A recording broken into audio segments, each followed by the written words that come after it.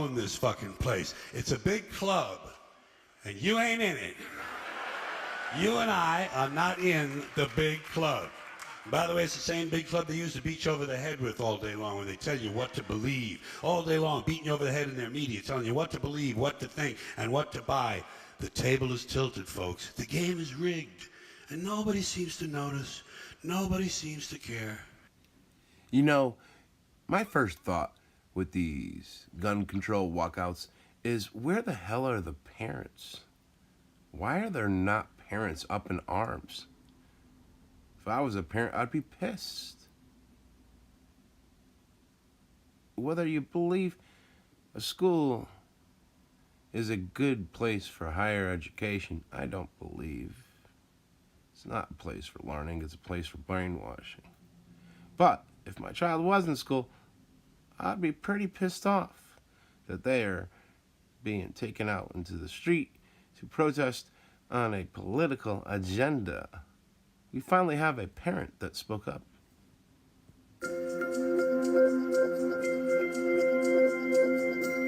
You're an adult, you're the school, you're supposed to teach my child. You don't influence my child in any which way. Okay? Democrat, liberal, Republican, want it out of the school system. Okay, I've already contacted a lawyer. Okay, I want to know who authorized these kids to go out and leave class. That's their choice.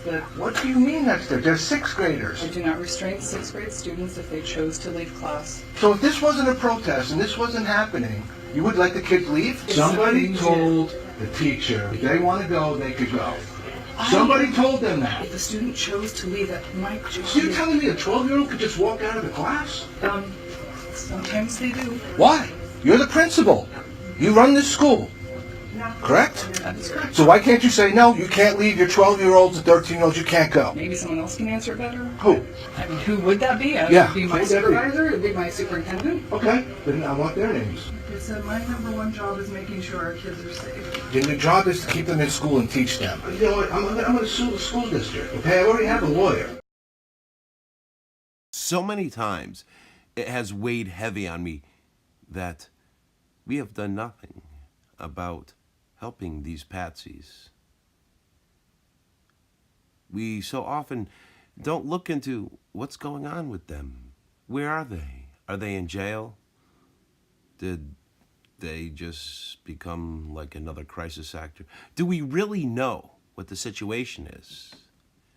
Because we've seen a situation like Sirhan and the shooting of Robert Kennedy, where the Kennedy family actually hired an attorney to get Sirhan out of jail, but yet to this day he still is in jail in California. So do we really know? Is Nicholas Cruz going to be in jail for the rest of his life for something he didn't do? Too many times have we not done enough to look into what's going on with these patsies, and that's sad. There are people that care out there. There are people that are pleading. But it's so few. So few. But there are some. There are some that care. That want to know. But there's not enough. And that's really troublesome. It really is troublesome that we don't know what the hell's going on. You know? The death penalty? Could they fake it? Sure.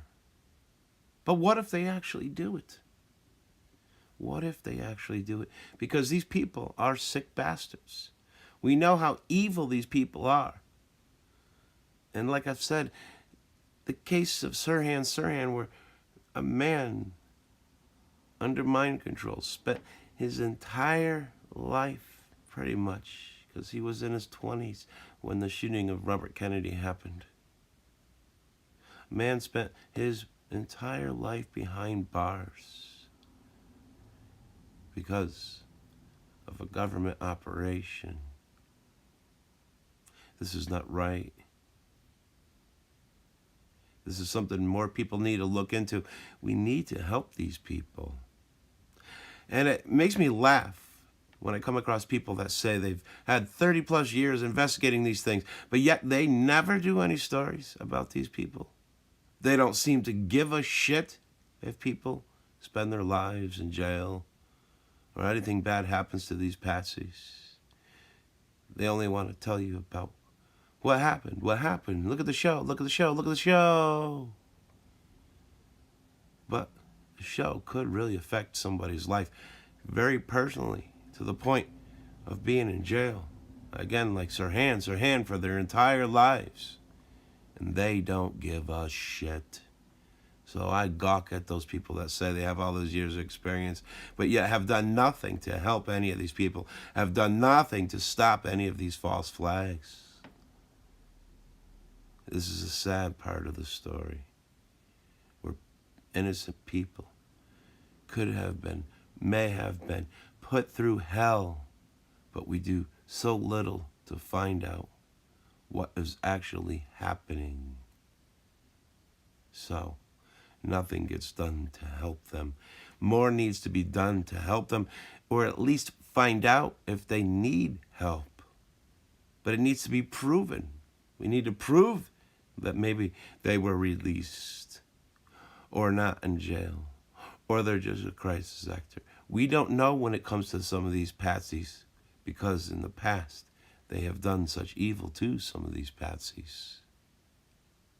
Case in point, the Kalamazoo shooter. He kind of disappeared. Could he be in the system? Maybe. Could he be on some tropical island sipping mojitos? I don't know. But we need to find out. Because if these kids, like they are so often, are suffering, they need our help. But there's a reason. There's a reason.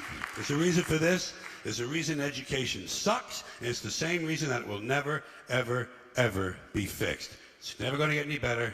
Don't look for it. Be happy with what you got.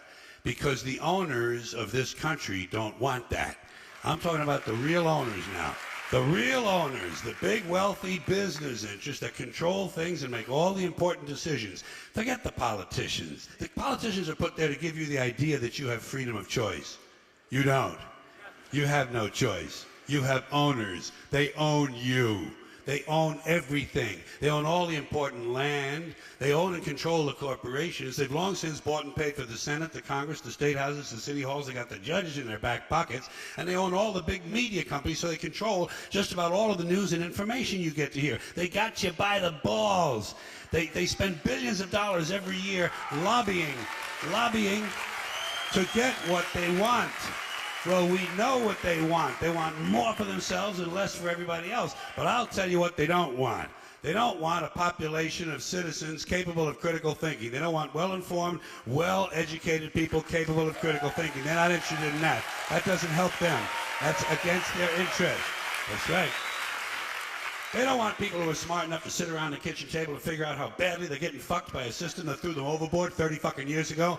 They don't want that. You know what they want? They want obedient workers. Obedient workers. People who are just smart enough to run the machines and do the paperwork and just dumb enough to passively accept all these increasingly shittier jobs with the lower pay, the longer hours, the reduced benefits, the end of overtime, and the vanishing pension that disappears the minute you go to collect it. And now they're coming for your Social Security money. They want your fucking retirement money. They want it back so they can give it to their criminal friends on Wall Street. And you know something? They'll get it. They'll get it all from you sooner or later because they own this fucking place. It's a big club, and you ain't in it.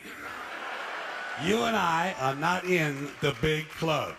By the way, it's the same big club they used to beat you over the head with all day long when they tell you what to believe. All day long, beating you over the head in their media, telling you what to believe, what to think, and what to buy.